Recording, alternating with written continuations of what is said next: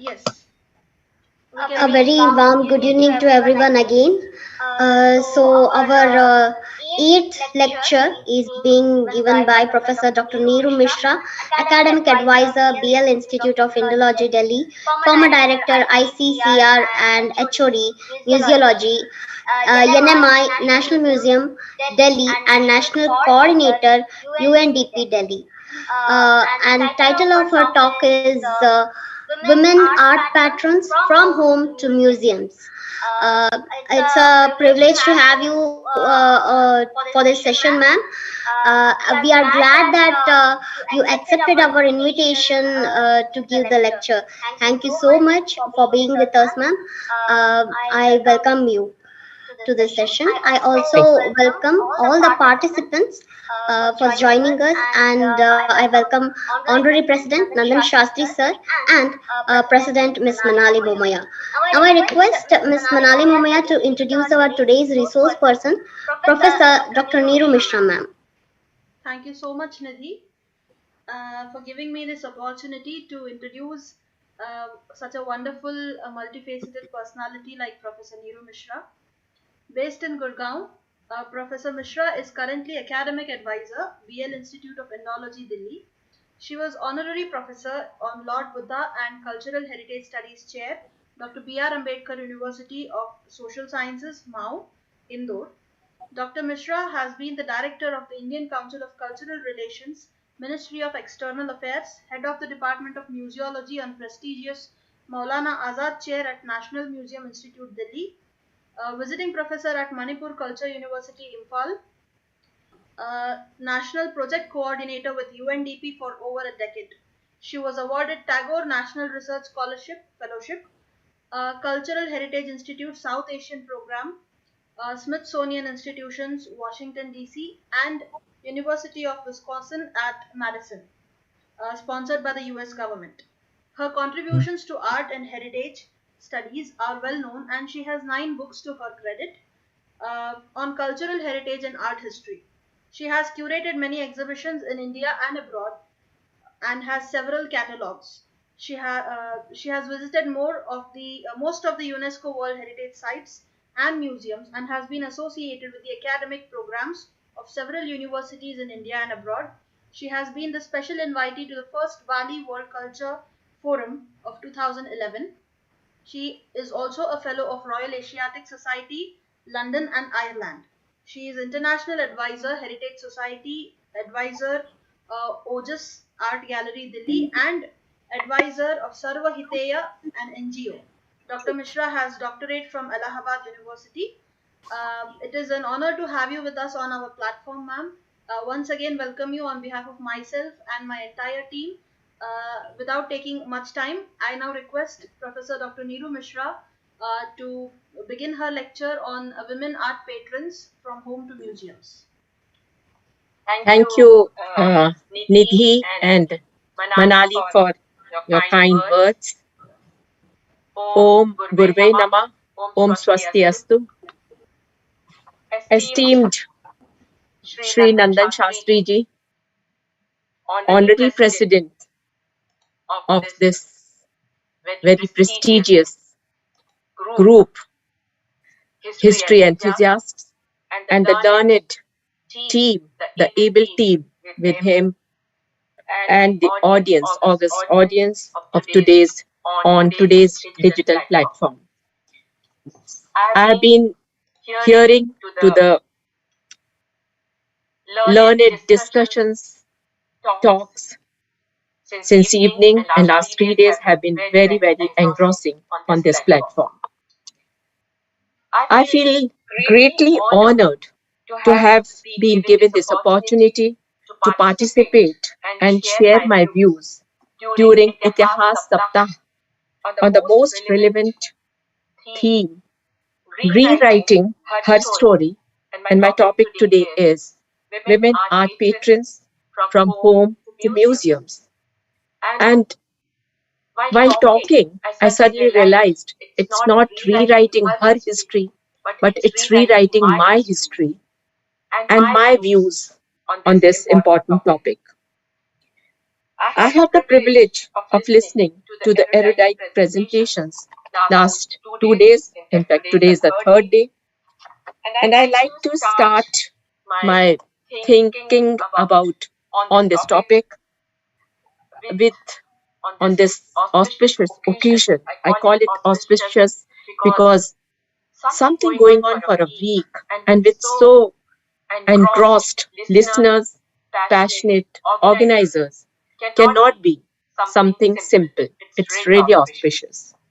And I quote Tara Polinsky, "You are more capable than what you think, and you will surprise yourself by what you can accomplish." I unquote. My compliments to the conveners and the organizers and for the selection of this theme and the topics for this event. And I greatly appreciate the way you people have worked behind the scene to bring out such erudite scholars on this platform. Coming to my topic, where else one can find a more comprehensive history and memories of the ecosystem of women other than the museums. Museums are a collection of heritage objects, and most of the treasures of museums have been, at some point of time, an integral part of the living traditions. Heritage, as we all know, has been generally grouped into three broad categories: tangible, intangible, and natural. A thing of beauty has no fear for time. That suits well in context with today's topic. Women, I'll be talking on three segments. My presentation is based on women as collectors and preservers of domestic heritage, women as patrons and promoters of museums, important imprints of women in museum settings. All institutions unanimously agree in supporting the identification and preservation of each of these. The legacy of the past, which we inherit in the form of artifacts or objects, and in the form of intangible attributes, unless consciously preserved, keeps changing, modifying, and decaying, like everything else in this mortal world. Though most of the art and heritage dwell in public spaces, yet private and domestic buildings are also very significant repertoire of heritage, both tangible and intangible. Robertson and many others, and in recent times, have argued that domestic spaces, houses, quotidian or everyday life, and vernacular are important segments where heritage studies have failed to pay sufficient attention to domestic spaces, have been viewed by many conservationists as something personal and private, and sometimes also dull, uneventful, uninteresting, and parochial.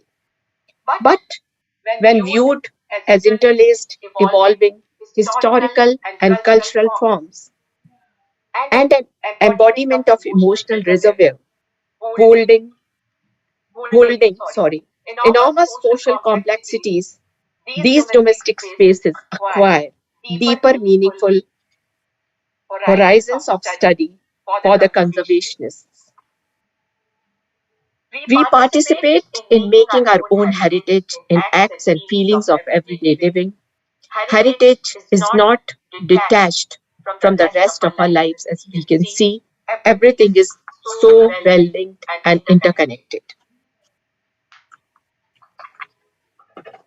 From handcrafted artifacts to textiles, paintings, jewelry, furniture, decoration pieces, chandeliers, puja samigri, votive figures, utensils, musical instruments, many personal belongings like diaries, family albums, stamp, and first day cover collections. The list is endless.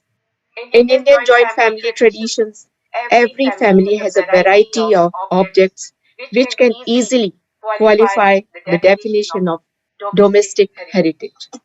Besides the tangible objects, the unexplored areas of several intangible heritage that reside in the domestic domain are folklores, gastronomical traditions, home remedies, musical compositions and recordings, children's stories, family or community specific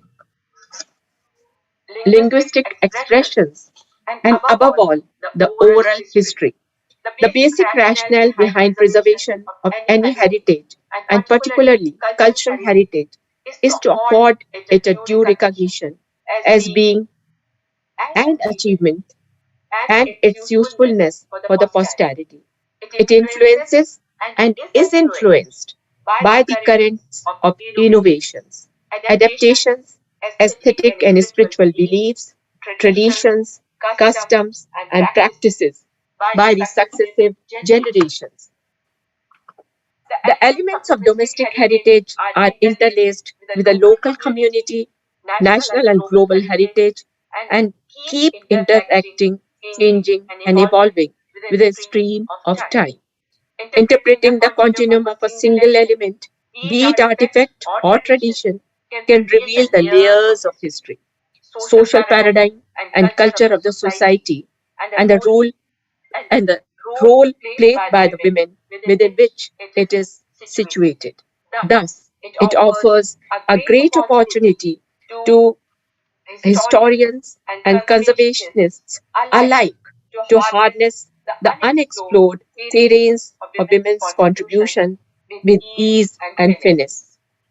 Here,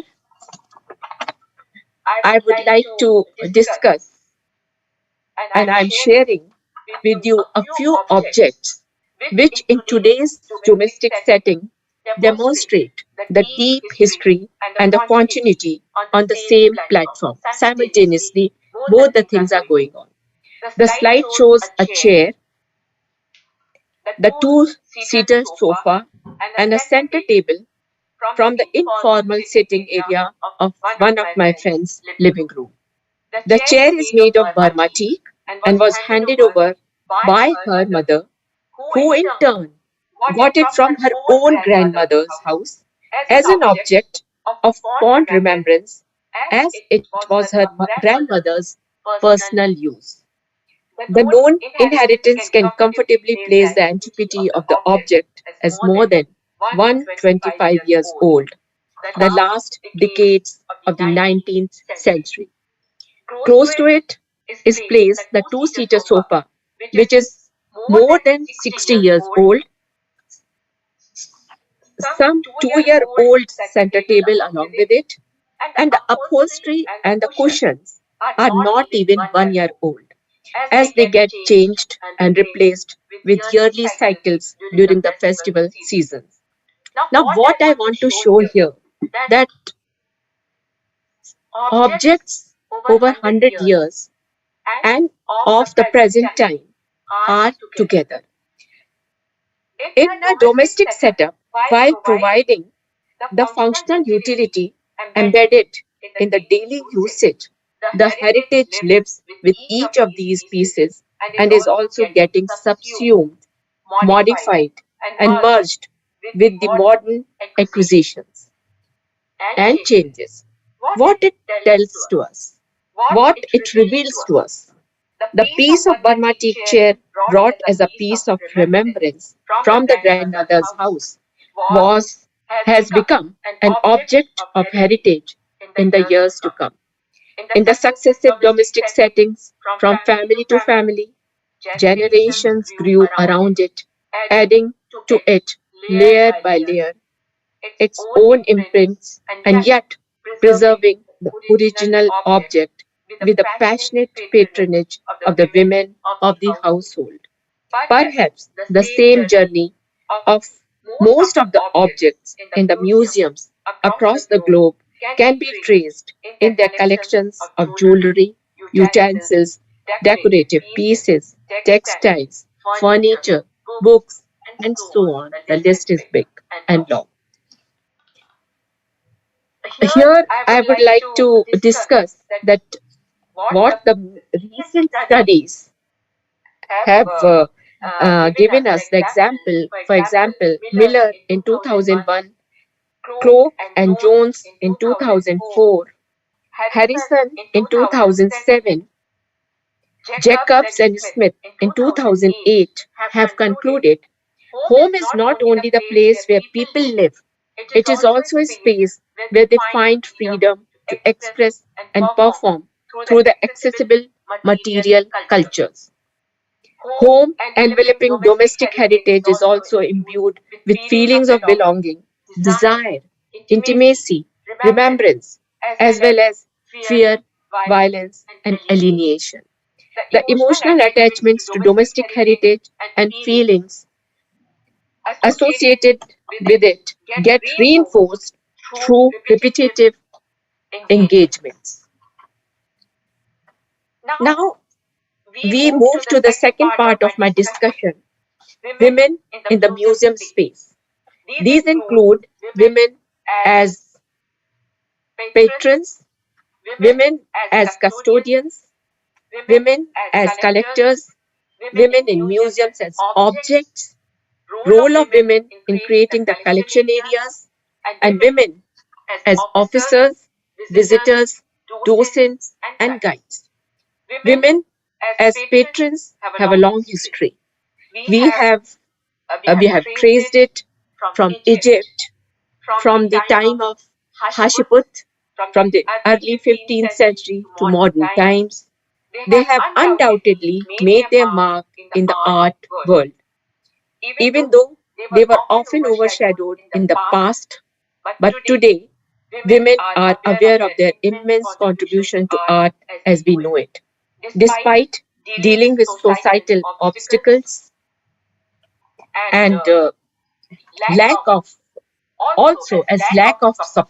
broader support, they fought for what was important to them. Without them, the history of art institutions as we know it now would be vastly different. Some of the important patrons in US were Gertrude Whitney, who was the founder of the famous Whitney Museum of American Art based in New York City, Peggy Guggenheim as one of the significant figures in the history of art, who founded the Guggenheim Museums in New York, Abby Aldrich Rockefeller, Mary Quinn Sullivan, the third co-founder of MoMA Museum of Modern Art, and women collectors have positively shaped the history of art, especially in the realm of emerging and contemporary art. They didn't back down from doing what they thought every patron of art should do. And every patron of art was supposed to do, providing much needed acknowledgement and showcasing venues for those aspiring and unknown artists. They raised their voices, told their stories to the world, and changed the legacy of art. The present director of the world famous Louvre Museum in Paris is Florence Descartes. She's a woman. In India, Dr. Grace Morley was the first director of the National Museum, the first museum which was made in Delhi, and made significant contribution for the 6th year from 1960 to 66. Prior to her coming here, she had an illustrious career in San Francisco. There was no dedicated gallery, and most of the objects were collected from the Darbar Hall of the Rashtrapati Bhavan as the private collection of then Viceroy Lodge.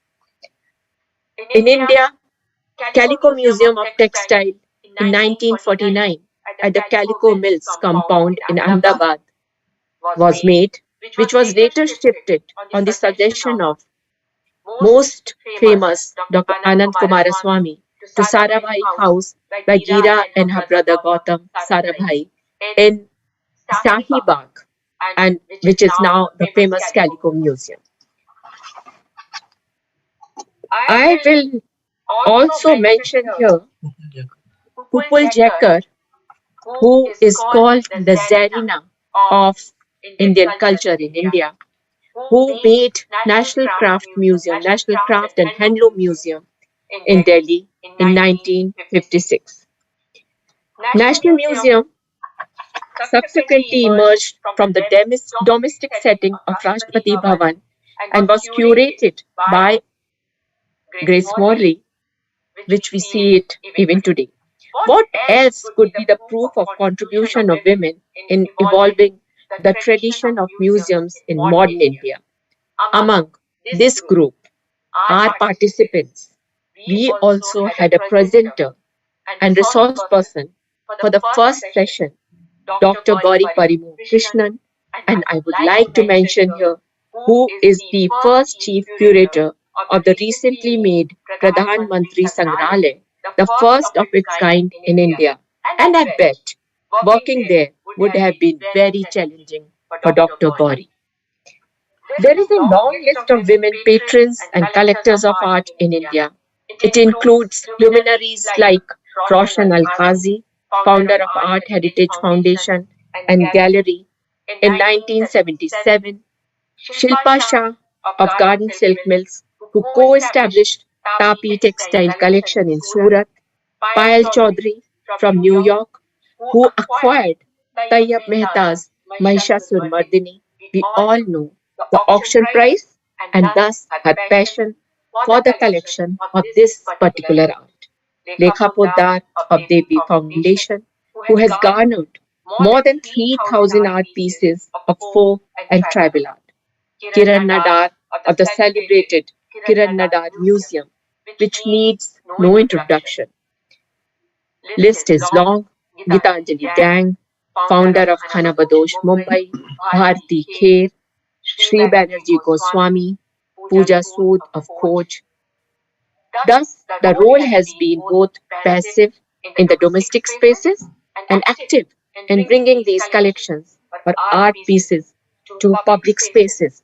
This reminds me of mentioning here the Impressionist artist, the group of 9 artists in late 19th century in Paris. Their art was not being sold, and one of the group members, Morissette, who found a market in US and made this art available to the world. Third important segment, I come to this point now of women in museums, is their presence in the form of art objects and their footprint on the aesthetics as curators. Majority of the galleries, like textiles, sculptures, and to some extent, even objects of day-to-day use, including decorative arts, are centered around women or are mainly drawn from the collections arduously maintained in the pre-museum state, in the domestic setting, in their homes by the women. Secondly, some studies have shown that aesthetically, the galleries curated by women curators are better articulated and have greater finesse in the presentation. Without prejudice to the achievements and contributions of the male museologists in creation of the museums, perhaps this aspect of the contribution of women for the display and presentation remain to be adequately recognized and open for further research. This will yield good HR results as well. I'm tempted to refer to one of the important studies on the economics of art museums, which has shown that globally more women visit the museums than men. Nina Simon, in her article Museum 2.0, studied and participatory experience by pattern of placement of invited objects in the alcoves and bathrooms, and she found that women's bathrooms were richly filled with varied objects full of a background and personal history behind it, whereas a men's bathroom alcoves were almost barren. Similarly, a dissertation by Emily Koff for the Boston University concluded the prominence of men towards the public art and the higher sensitivity of women about the surroundings in a holistic manner. Also, being the primary caretaker, women are more likely to bring children to the museum to enrich their knowledge and also to spend quality time with them in an engaging manner. It has been rightly observed that besides being the collectors, custodians, preserver, curator of museums, women also, therefore, have a very important role in being a catalyst crucible for the proliferation of museums to the next generation. This is what Professor Dalla also mentioned in his presentation. Graham Black, in her work, The Engaging Museum, Developing Museums for Visitor Involvement, has also concluded on the similar lines and surmised the higher comfort level of women in the precincts and surroundings of the museum and gallery spaces. Perhaps, perhaps this is the reason that we have much larger proportion of women museum docents and guides globally. I can share my own personal experience of last 30 years that I like to mention here that as a matter of love, I also do a lot of guiding work for the monuments and for the museums. So I have been personally approached far more in numbers by the women groups and ladies associations and girls school children uh, where the only girls are studying to take them for a guided tour for the museums, where a large number of children also come along with the ladies group. One of the psychological advantages is that museum is a place where women do not perhaps feel challenged, threatened. They can feel supportive of their immersive feelings about art and as with all art objects are free to have their own interpretations with enriched knowledge connecting easily with the past. Thus, it has been felt that they have better articulation in museum spaces where they can be heard, and I quote, without being silenced, I unquote. Thus, with these words, I most humbly conclude my views and would invite the learned audience to enlighten me further with their insights and experiences to enrich my understanding of the delicate theme further. I had few more ideas to share, but I know we are already over time and I do not want to take away the time from the organizers.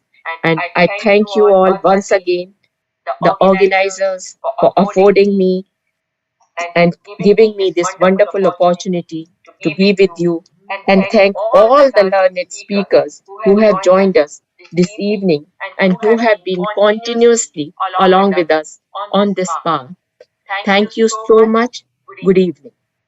Namaskar. Thank you, ma'am. Thank you so much. It was really a wonderful lecture. Actually, as you mentioned, that the heritage and culture in the form of tangible, in intangible form, is being transferred from mothers to daughters. Very correctly said, ma'am. As I have also seen that my nani, she gifted this book holder to keep in to which on which pious books can be kept, and my paternal nani, she gave a attar dana and gulab dana of silver, which her mother had given to her, and of course it has This goes on. continued. Yes. So actually, I was astonished because Nidhi, I can't hear you. yes, ma'am. Can you hear me now? Yes, yes. Yes, ma'am. The quality of the silver was so pure that the weight, compared to present days Attardana and Gulabdana, it is very much, high weight. But ma'am, here I want to ask something. Presently, we can see that because of modernization, interest and likings of women have changed a lot. So when this, transition of heritage, tangible heritage and culture occurs, some women they try to change the form of the materials. They take it to the shops and they just try to change the design of it. Uh, so how to change this mentality in young generation, and how can we convey them to preserve the personal tangible heritage more? So here the transition is not only in the concept of the objects they have inherited, and they are converting it into something which they can use more freely or which goes along with the fashion. So they convert into a funky jewelry from the pure and original jewelry. So the objects are changing, along with that, values are also changing. So we in our generation, or what we see in the collection of the museum area, many things have survived the light of the day because of the emotional values as well. So if we have some emotional value attached to these domestic heritage, then even if the thing is of no use, we will like to keep it and maintain it. So this kind of discussion, what we are having today, and dissemination of this kind of information to everybody, because culture is not a subject, culture is not to be studied, it it is a living tradition with us. So if this kind of seminar, webinar, what we are doing, and the discussions which go out to the people, so I'm sure that somewhere the conscious effort will be made and some consciousness will arise in those people who do not value the heritage, A, who do not have the emotional value to the inheritance they are getting. So I'm sure these kinds of things will go on. And this would have been there in earlier times also. The values change, people change the jewelry, people change the buildings, they break it. Now we are on the verge of changing the central vista, the Lutyens Delhi. So Yes, everything changes for the progress, everything changes for the development. ma'am, we have some more questions in the chat box. Shreyashi Chaudhary has asked, thank you, Neeru Misra ji, for enlightening speech. In India, do we have a women's museum? Since I have seen many women's museum in Vietnam. Vietnam, there are 6 museums because of the war sentiments and emotions. In India, exclusively, I have not seen any women-oriented museum. But maybe Nandanji, if he's around, maybe he will like to enlighten us on this particular aspect. I also tried to look for the information and I did not find. So here what we have to see that we are not looking for the photo gallery on the women. Here we are recognizing the contribution of the women for creating the museum. So there are two different aspects. One, you make a museum on the women and that's it. People hardly will go. It's like a photo album. But we should recognize the efforts and the contribution which women made to make any kind of museum. So I believe in that. But Nandanji can always contribute. Sir, can you Dr. Neeru please ji, explain us? I was just searching on Google and I have come with information that National Museum of Women's History and Concert Hall in India. But I will have to find out in which city. If I recollect, probably it is in Bangalore. But I will have to make sure. Yeah, even I couldn't find details. Sir, it is by RV Sangh, I guess so. Maybe RV Women's College. They have, I guess, constructed that museum. Nandan sir. Vietnam we have, US we have many museums on women. Different kinds of themes are there. Ma'am, we have one more question from Rekha Pandey, ma'am. Hmm. Uh, mm, Thanks, Neeru. Wonderful hearing to you after a long time.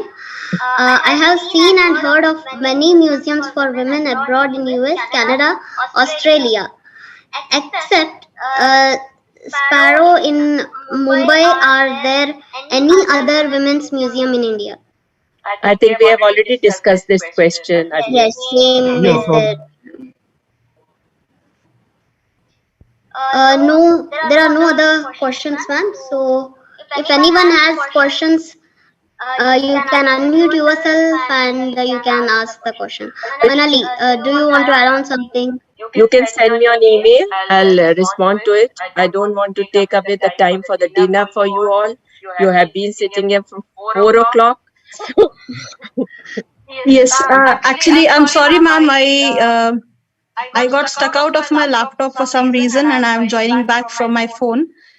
Welcome. Of course, if we have any questions, we will email it to you and get the answers from there. Sure. Thank you so much. Thank you so much, ma'am, for joining us. Thank you. Namaskar. Thank you for the Nandanji, you're there, you were present. I greatly appreciate, and Namaskar. I'm really very excited to see you there, and thank you, Manali and Nidhi, and all the listeners who were with us. Thank you and good night. I want to take this opportunity to propose a vote of thanks. Since we have reached the end of the third day, and this feels like a dream because the day before the webinar started, we were so nervous, I and Nidhi. But now we have successfully completed 3 days of the webinar, and it is as if half the battle is won. So I want to thank once again Professor Neeru Mishra ji for accepting our invitation and joining us today and spending your valuable time with us. Thank you, ma'am. I also want to thank our honorary president, Shri Nandan Shastri ji, for constantly guiding us and being our backbone in this venture. And I also want to thank all our participants who joined us throughout the sessions of the day, especially Professor Rekha Pandey ma'am, who has joined us from USA. So thank you all, and thank you Nidhi, Vice President of the History Enthusiast, for moderating this session. We are ending our today's sessions here. Tomorrow, there are 2 paper presentation sessions. The first session will be at 3 o'clock.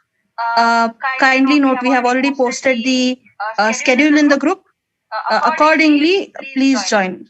Thank you all very much. Good night. Bye-bye. Good night. Bye. Thank you. Good night, ma'am. Thank you.